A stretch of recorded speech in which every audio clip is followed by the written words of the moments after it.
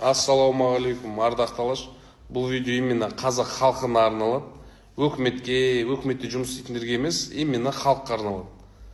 Қазақ халқын бүгінгі таңда ақшасының әрбір тиынын өкімет есептеп отыр уже. Қайда жұмсадың, не істедің, қаяқтан келді, қаяқтан алдың бұл ақшаны деп. Енді мемлекеттік аудит деген бар. Сол жерде бапта 5-ші бабында былай жазылған. Мемлекеттік ақша ашық түрде қоғамға есеп берілуі тиіс дейді.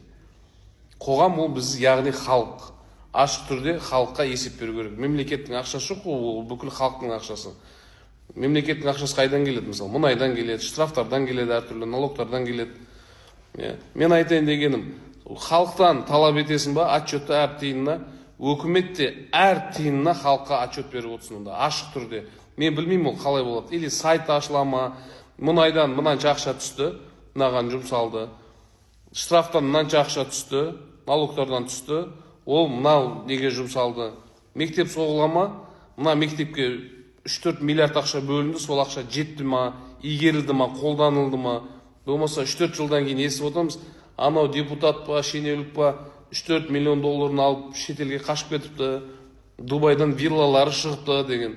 Сондай болмау үшін халықтан отчет сұраудан бұрын халыққа отчет беруге дайын болыңдар өздеріңде.